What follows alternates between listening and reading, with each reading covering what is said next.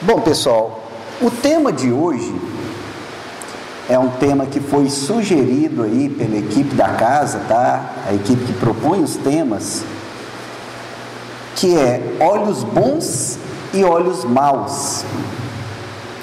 Como olhamos para as coisas?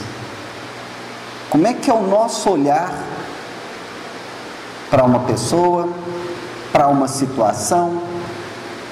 Ou seja, como é que é o nosso olhar e principalmente a nossa forma de interpretar tudo isso? É isso que nós vamos conversar hoje, discorrer hoje, né? Bom, esse é um capítulo, é o capítulo de uma página, tá?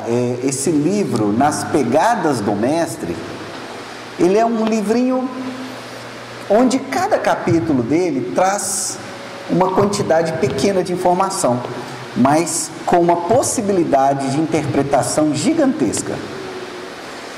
Então, esse é um capítulo do livro Nas Pegadas do Mestre.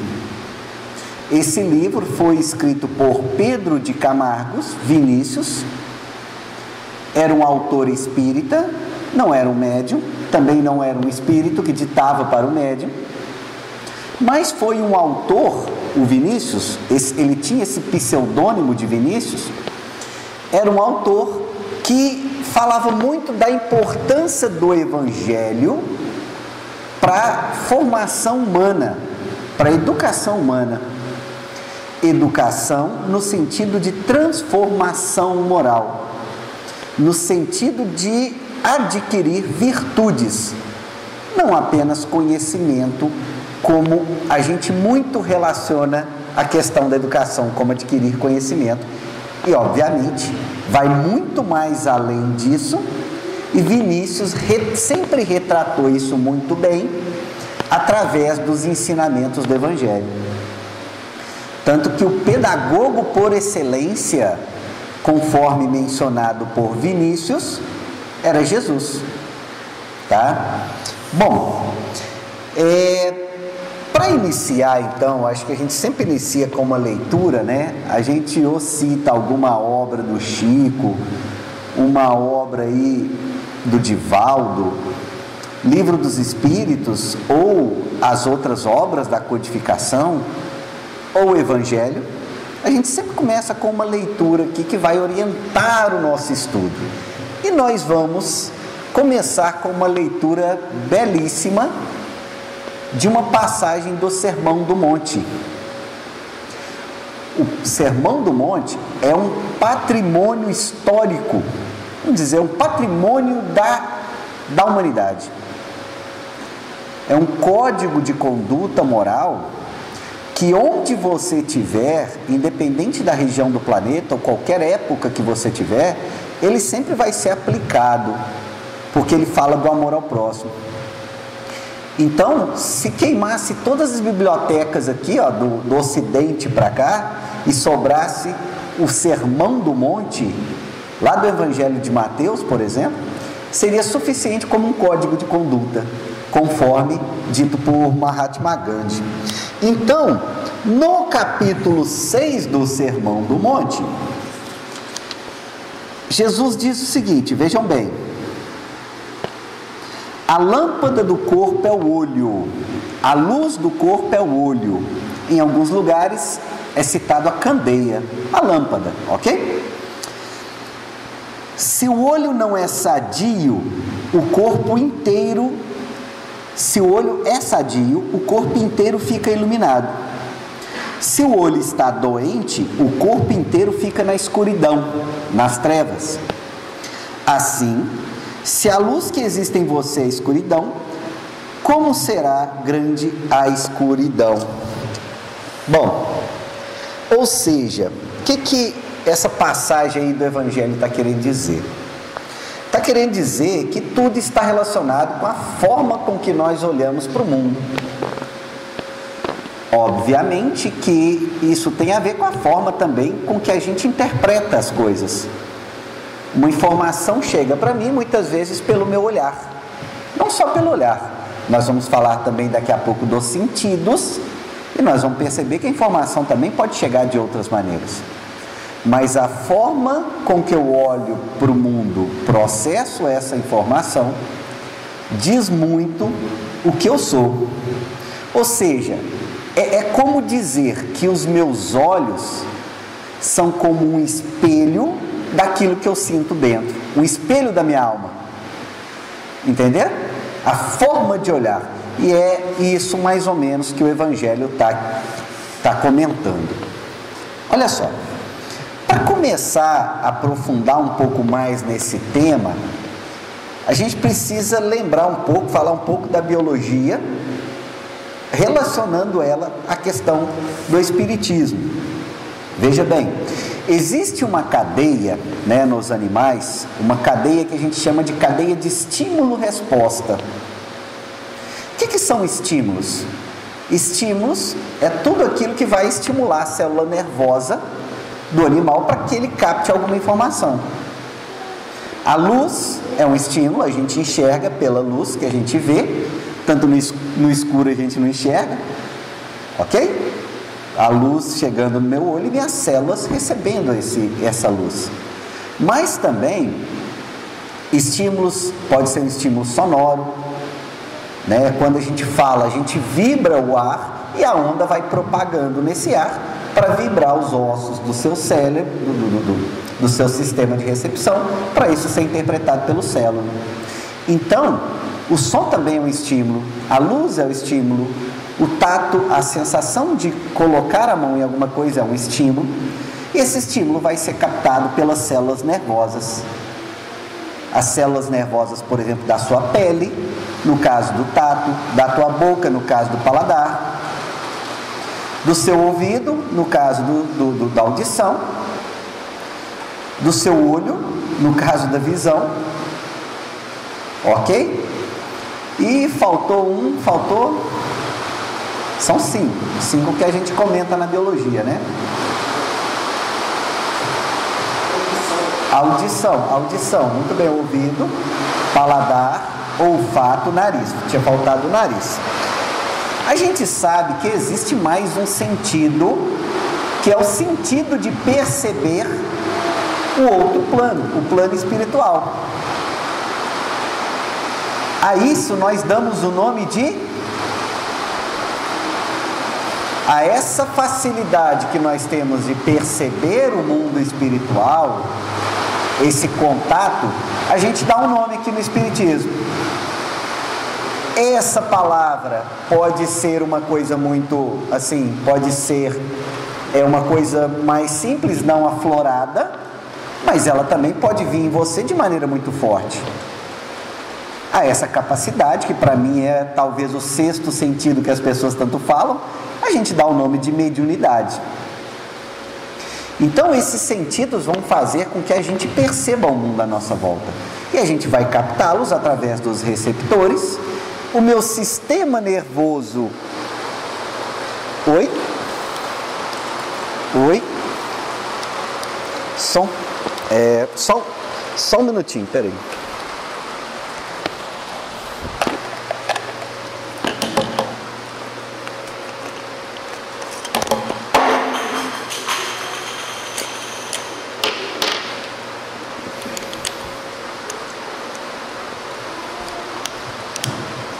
Som, continuando.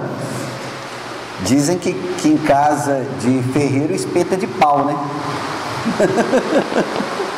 Então, continuando, o meu sistema nervoso capta esse estímulo, manda ele para o centro de processamento biológico, cérebro. Esse cérebro processa, né, conforme a experiência que você tem sobre determinado assunto, vai processar de alguma maneira. Muitas vezes essa resposta pode ser mais rápida e ser processada em outro ponto diferente do cérebro, mas o seu sistema nervoso devolve a mensagem para que você dê uma resposta. Essa é a cadeia de estímulo-resposta, normalmente 5 passos, ok? Então, de uma maneira geral, a gente pode dizer que são aí 3 pontos, né? Ou seja, os olhos, considerando o sentido da visão, a gente enxerga a ação, o indivíduo, a informação. O meu cérebro processa e depois eu devolvo minha resposta, que pode ser através da minha fala, dentre outras coisas. 3 coisas então envolvidas: olho, cérebro e boca. Haveria um outro que tem a ver com sentimento? E se eu colocar sentimento nessa jogada aí? Nesses 3 passos eu acrescentar mais um envolvido com a alma, com o sentimento.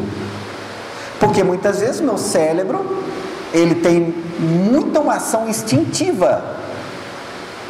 É claro que ele também tem emoção, mas normalmente quando se fala de emoção, a gente lembra de um órgão fundamental, que é o coração. Obviamente o coração é uma bomba cardíaca que vai bombear sangue para o teu corpo, para ele levar nutriente e recolher algumas excretas, para que ele funcione. Ele não tem essa função de ser um centro de processamento emocional, isso é o cérebro. Mas quando a gente fala de emoção, nós estamos falando do coração. É como então, se teoricamente nós tivéssemos 4 fases nessa questão aí do olhar. A gente olha para alguma coisa, a gente capta essa informação, esse estímulo, a cadeia de estímulo-resposta se inicia com o seu olhar, com a informação que você está captando no seu olho. Mas ela vai ser processada pelo seu cérebro, ok? Depois vai passar para o seu crivo, pela sua análise, pelo seu sentimento, pela sua alma, que aí entra a questão do coração. Você vai devolver isso para o mundo através de uma resposta. Essa resposta pode ser 1 milhão de coisas diferentes, pode ser um pensamento. Seu pensamento cria vida, seu pensamento tem força. Aliás, hoje, grande parte dos estudiosos chegam a essa conclusão da força que tem o pensamento, capaz de também ser considerado matéria, né? Além também de fala, som, palavras, e as palavras são muito importantes, as palavras constroem, mas também as palavras destroem, dentre outras formas de resposta. Então até aqui a gente está discutindo essa forma de interpretar, dessa maneira, e chegamos a 4 pontos cruciais então, correto? Olhar, cérebro, coração e fala, retorno. Pergunto para vocês, qual delas é a mais fácil de se educar?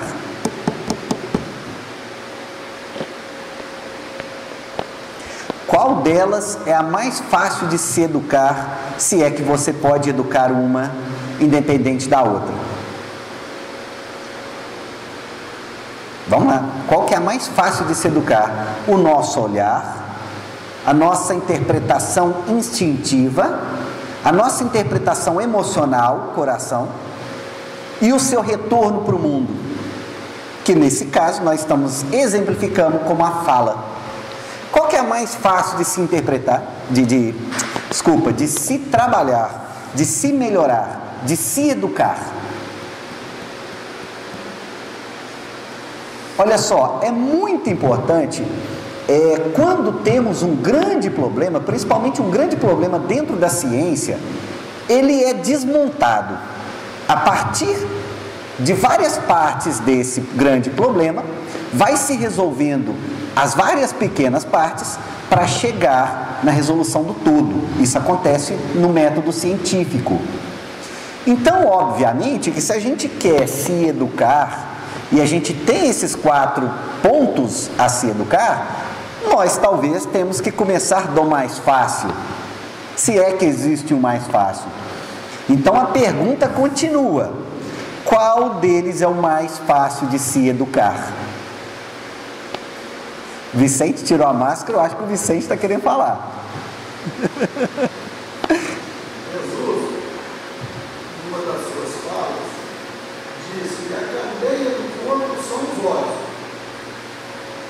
Se os seus olhos forem bons, o seu corpo terá luz. Se os seus olhos forem maus, o seu corpo terá trevas. Então, ele está absolutamente de acordo com aquilo que você está falando. Os os olhos veem e o cérebro processa.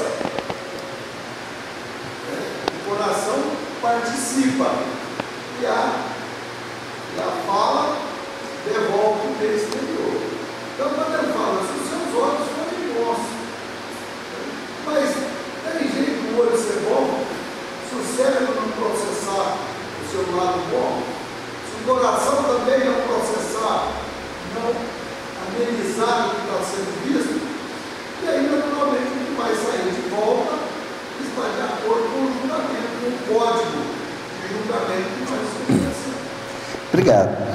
Bom, se a gente educar, a próxima pergunta seria exatamente qual deles seria o mais difícil, né? Se a gente consegue educar o olho, a cadeia para frente está toda resolvida, né?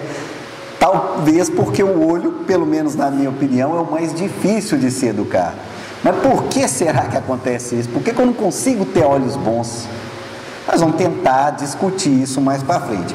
De qualquer forma, se você me perguntar, eu acredito que, considerando olhar, cérebro, coração e boca, o mais fácil seria você fechar o final disso aí, para que a partir da sua experiência, controlando a sua expressão, você vai lentamente voltando e controlando também as outras partes. Talvez o mais fácil nessa cadeia aqui seja você controlar o que você vai passar por mundo. E você, pouco a pouco, se educar nisso aí. É talvez uma proposta, mas é difícil. Bom, todos esses 4 pontos que a gente comentou, obviamente, eles vão progredindo ao longo da vida, principalmente o seu centro emocional, principalmente o coração, né? A gente vai progredindo. A análise que eu faço de uma situação hoje é diferente da análise que eu fazia. É obviamente que a análise que a gente faz hoje, que a gente é mais velho, que a gente é mais maduro, que a gente já vivenciou muita situação, né? Trabalha há muito tempo, alguns têm família, tudo isso colabora para que, com o passar do tempo, a gente vai se educando cada um desses passos, pouco a pouco. Correto? O meu olhar para as coisas hoje é bem diferente do que há 10 anos atrás, do que há 20 anos atrás. A gente sempre brinca, a cada ano, quer dizer, não, cada ano não, é pouco, mas a cada 10 anos nós temos aí uma cabeça nova, uma forma diferente de interpretar as coisas. E muitas vezes eu não posso me julgar como eu era quando eu tinha 20, 30 anos, porque a minha maturidade, a minha forma de enxergar, o meu olho naquele momento era bem diferente. Então eu não posso fazer esse julgamento em mim mesmo. Ok? A gente vai mudando com o passar do tempo. Alguém gostaria de fazer alguma colocação? Bom, então vamos continuar. Sim.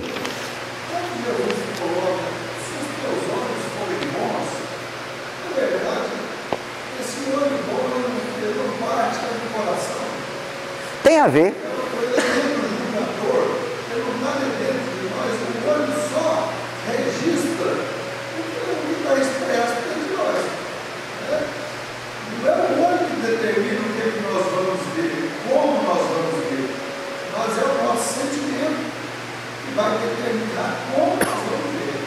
Sim, sim. O olho é o elemento. Ele é a consequência que vai dentro de nós. Só dando um exemplo. O caso mais típico de Jesus é quando eles passavam ao lado do Jordão. Está aqui também. Está aqui. Cada um via de uma maneira. Cada um percebia aquela cena de uma maneira. O Cristo percebia de uma maneira diferente do seu entendedor era diferente. Sim. Bom, continuando, é muito importante a gente comentar sobre questões de pessimismo, visão pessimista. Muitas vezes a gente olha para alguma situação, isso é muito comum na vida da gente, ou para uma pessoa, e sempre vê aquele mal, aquilo que pode estar ali em desacordo. esquecendo que tem muita coisa interessante ali naquele momento, tá? E muitas vezes esse pessimismo está muito relacionado com um sentimento que dá origem a tudo isso que a gente está falando, de olhar ruim, de trevas, que é o egoísmo. Aqui dentro da casa espírita a gente fala muito nesse sentimento, e é algo que a gente precisa educar. Toda vez que eu coloco a minha opinião pessoal sobre alguma coisa, o meu olhar, e acho que aquilo ali é uma verdade absoluta, ou seja, eu sou pessimista, eu sou egoísta, eu não consigo educar o meu olhar dessa maneira. Então, muitas vezes a gente não pode ter pessimismo demais para olhar, mas também não podemos ter otimismo. O otimismo já é o contrário do pessimismo. A gente tem que ser otimista, sim. Não podemos esquecer que temos que ser realistas também. A virtude de tudo está no centro. Ok? Nem de mais, nem de menos. Buscar educar o nosso olhar, o nosso coração, de uma maneira bem equilibrada, vai ser interessante. Nem pessimista demais e talvez nem otimista demais também, porque muitas vezes, se formos muito otimistas para alguma situação, a gente pode fugir da realidade, e também isso a gente não quer, tá?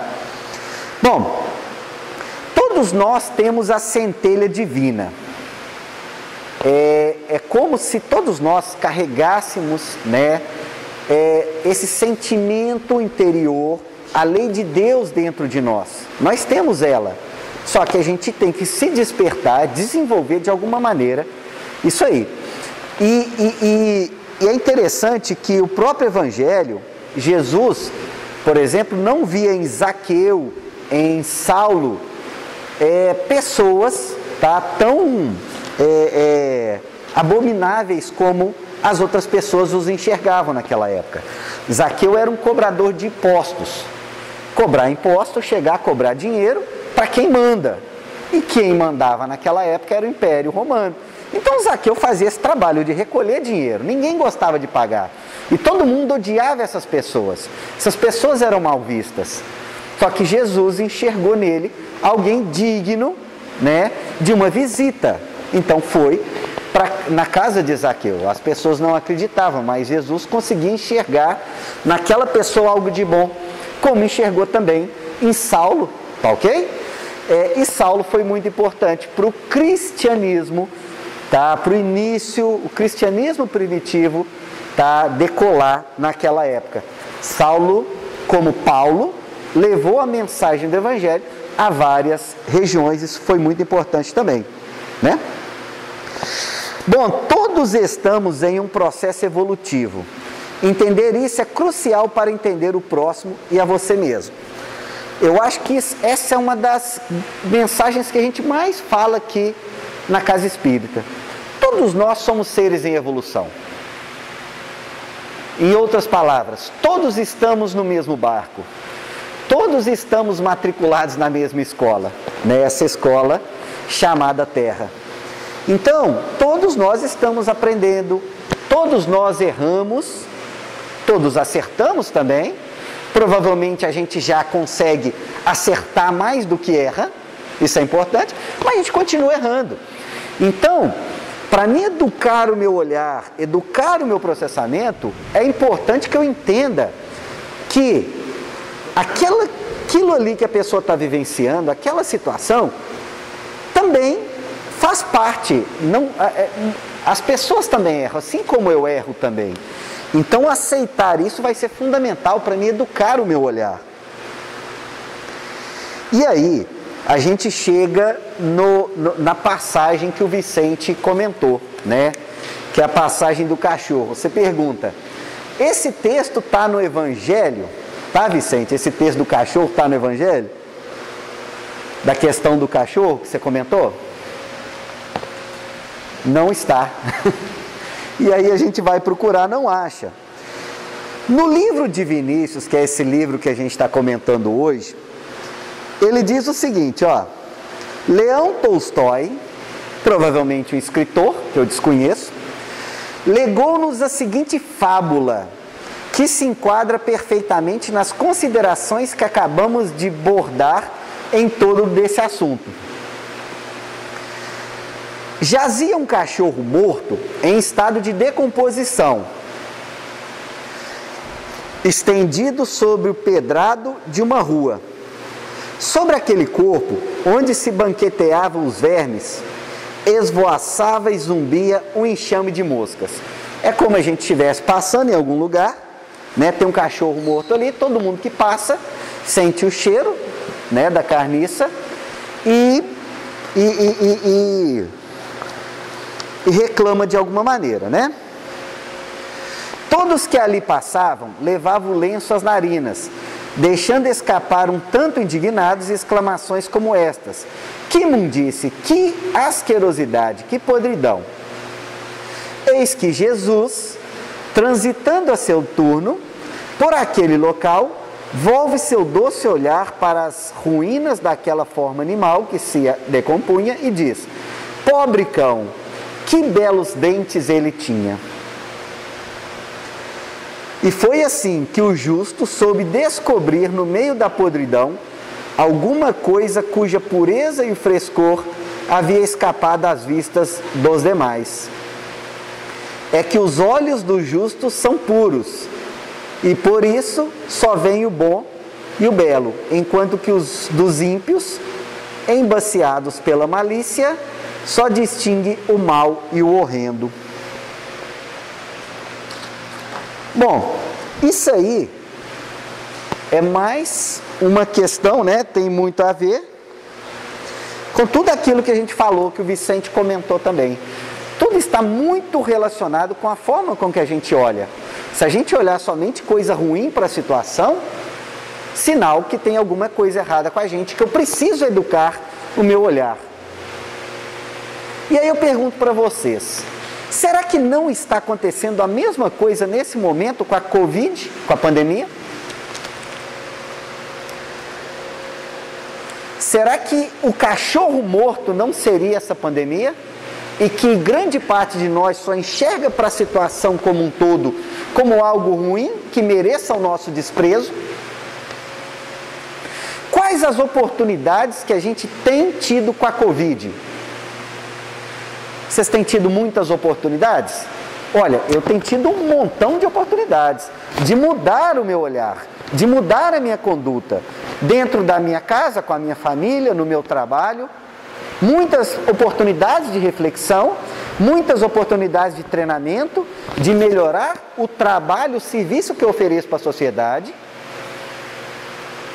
A minha função de pai, melhorar essa função também.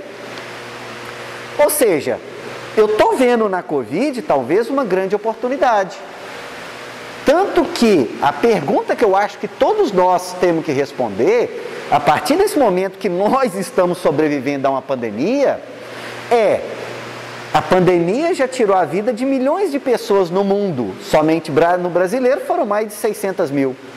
Então, o que todo esse esforço da humanidade, o que isso tudo está me fazendo melhor? Essa é a pergunta que a gente tem que passar a responder e talvez enxergar ela de alguma outra maneira. Alguém gostaria de colocar mais alguma coisa?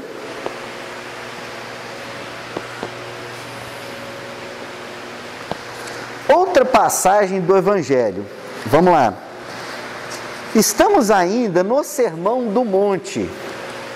E lá no capítulo 7, versículo do 3 ao 5, Jesus fala o seguinte: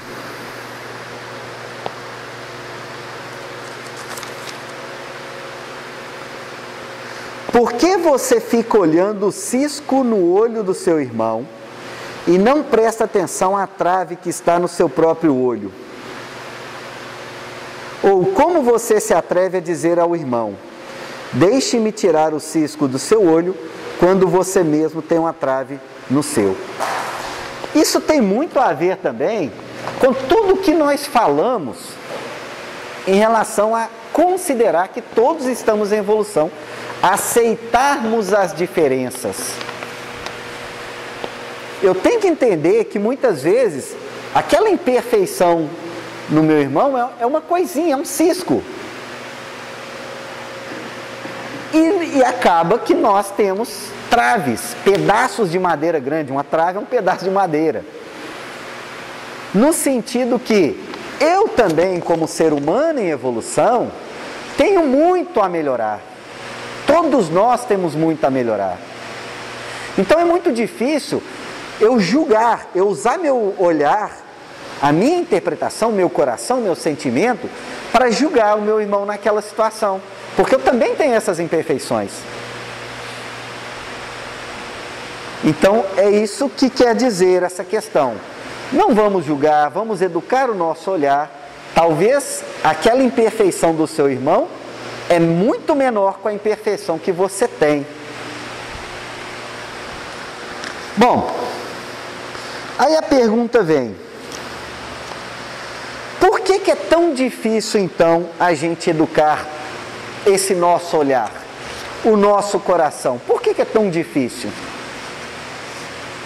Se você pergunta para uma criança, conta tudo isso aqui que a gente está falando, ó. Nós estamos falando que a gente tem que educar o olhar, educar o coração, talvez fechar a saída, né? Tentar educar a saída. A criança vai te falar: ah, mas isso é fácil de resolver. É só você educar seu olho. Não é simples? Né? É dizer, então muda. Mas a coisa não é tão simples, não é simplesmente assim, ó, e mudar. Principalmente no Espiritismo, a gente sabe que a gente carrega uma série de más tendências, uma série de informações que a gente traz de outras vidas e que isso pode me afetar de alguma maneira. Ou seja, eu não sei minha história evolutiva, eu não sei o que está dentro de mim. Eu posso ter uma ideia de quais são as minhas más tendências e, através dessa ideia, através dessa explicação, tentar montar por que eu tenho dificuldade de enxergar bondade em algo que eu não consigo enxergar. Por que eu só consigo enxergar, talvez, as coisas ruins de alguma situação? Isso pode ter a ver com o meu processo evolutivo também. Não é assim fácil de se descobrir. Mas, digo para vocês, grande evolução a gente vai conseguir quando a gente aceitar as diferenças. Vejam que para a gente educar o olhar, talvez a gente tenha que entender que as diferenças que existem no mundo são normais. Diferença de credo, religião, diferença de tudo, né? E aceitar que essas diferenças são normais, porque somos seres em evolução. Todo mundo está nesse barco. Vamos pegar, por exemplo, vamos pegar aqui a religião. O que pode acontecer, por exemplo, se a gente não aceitar as diferenças, a gente olhar para alguém e ver no meu próximo inimigo, simplesmente porque ele não tem a mesma religião que eu? Pode acontecer o que aconteceu em várias cruzadas, recentemente no Oriente Médio, ou na perseguição que se fazia aos cristãos na Idade Média, ou até mesmo no cristianismo primitivo. Até onde isso pode chegar? Então, obviamente, que é muito importante que a gente eduque o nosso olhar também, para entender as diferenças. E hoje, infelizmente, a gente tem dificuldade de encarar as diferenças nos modos de pensar que as pessoas têm. Já viram falar dos haters? Que não concordam com alguma coisa e partem para a briga. Obviamente uma briga digital, mas que partem para a briga principalmente porque não concordam com aquilo que você está colocando.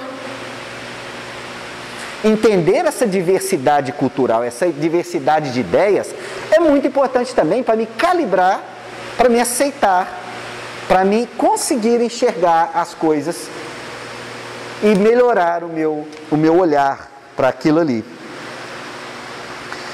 Toda religião deve dar liberdade de pensamento a seus adeptos, A partir dessa liberdade de pensamento, eu acredito que no Espiritismo a gente tem muito essa liberdade de pensamento, tá? A gente vai conseguir montar o nosso próprio cabedal de conhecimento relacionado à religião, a tudo que eu vivencio dentro da minha religião, e obviamente que a minha fé vai sendo cada dia mais forte. Como dizia Kardec, a fé verdadeira é capaz de enfrentar a razão em qualquer época da humanidade. Então, a partir dessa liberdade religiosa, essa liberdade de pensamento que a gente tem, principalmente dentro do Espiritismo, a gente pode criar uma força dentro de nós que vai ser muito importante para a tua vida e principalmente para você educar teu olho. Bom, para finalizar então, o que a gente pode recomendar assim, de uma maneira generalizada para a gente educar o nosso olho? Se é que a gente tem uma receita, né? Aquele caso, voltando no caso da criança. Para a criança é muito fácil, é só você fazer isso. E a gente sabe que as coisas costumam ser muito mais complexas do que conforme a gente comenta aqui, conforme que a gente fala. Mas o que a gente pode indicar? Se você pudesse resumir tudo o que eu falei para educar o seu olho em 2 palavras.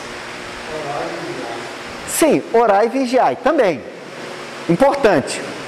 Mas tem uma coisa que a gente sempre fala aqui na Casa Espírita, muito importante, dificílimo de se fazer, mas que a gente tem que lentamente aplicar isso na vida da gente, para que lentamente a gente consiga calibrar o nosso olhar. E calibrar o nosso olhar, a cadeia para frente, cérebro, coração, e a resposta vai ser também lentamente calibrada, né? O que a gente pode fazer? 2 palavrinhas. Exato. Reforma íntima. Orar e vigiar também tem muito a ver com isso aí. Mas reforma íntima. E mais uma vez, a gente cai na reforma íntima. Você vê que grande parte do que a gente fala aqui é direcionado para a reforma íntima. Mas o que seria essa reforma íntima?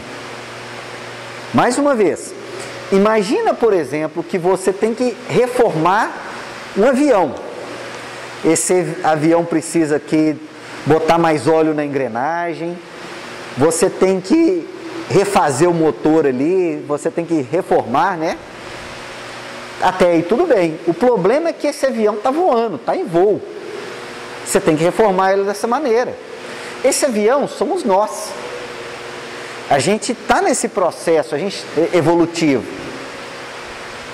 E pouco a pouco a gente vai nos reformando.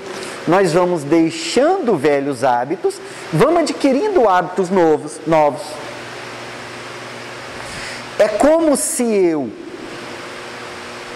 despertasse alguém novo em mim e chamasse essa pessoa antiga que vive em mim, que alguns chamam de homem velho, para também juntos construirmos uma pessoa nova, uma pessoa reformada. Isso seria a reforma íntima. E a partir da reforma íntima, eu vou ver o mundo de maneira diferente. Vendo o mundo de maneira diferente, eu vou me limpar, eu vou me educar por dentro. O que tem a ver com tudo que a gente falou. Agora, obviamente, que não é simplesmente aplicar a reforma íntima. Assim, pronto, acabou. E estou melhor. Não é simplesmente assim. A reforma íntima, ela exige muito trabalho, muita disciplina, muita dedicação e muito autoconhecimento.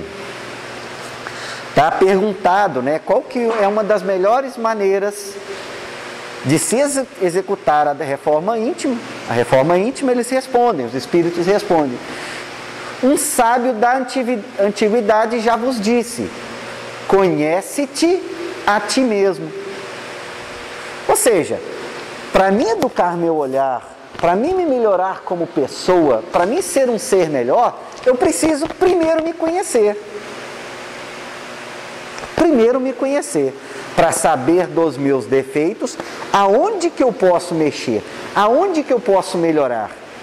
Para começar, a partir do meu sacrifício, a partir do meu trabalho, orar e vigiar, a partir das minhas obras, tentar ser uma pessoa melhor. Bom, a reforma íntima acontece na vida da gente? Ela sempre vai acontecer? Sim, talvez ela pode ser acelerada pelo seu esforço. O verdadeiro espírita será conhecido, conforme Kardec, pelo esforço que ele emprega para domar as más inclinações que todos nós trazemos. Todos nós temos más inclinações. Essas más inclinações atrapalham o seu olhar, a maneira com que você vê o mundo. E a gente cai de novo no tema do olhar. Então a reforma íntima vai ser essencial para que você melhore tudo isso. Esse desafio que a gente tem que assumir na vida. Esse desafio de ser melhor. Esse desafio de fazer sacrifício para uma causa coletiva. Parar, talvez, de pensar de maneira individual e pensar mais em maneira coletiva, o que é muito difícil. A felicidade real só vai ser alcançada quando essa felicidade for compartilhada com todos. Ok? A coletividade que vai gerar realmente a felicidade real para a gente. Porque enquanto a felicidade for só para mim, ela vai ser passageira. Ela tem que ser para todos.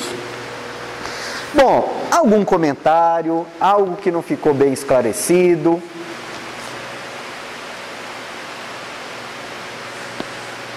Alguma pergunta? Bom, então a gente vai passar para o trabalho dos passes. Vamos convidar os médiuns passistas.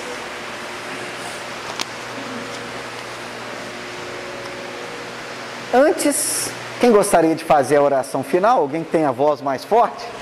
Eli Júnior? Faz essa gentileza.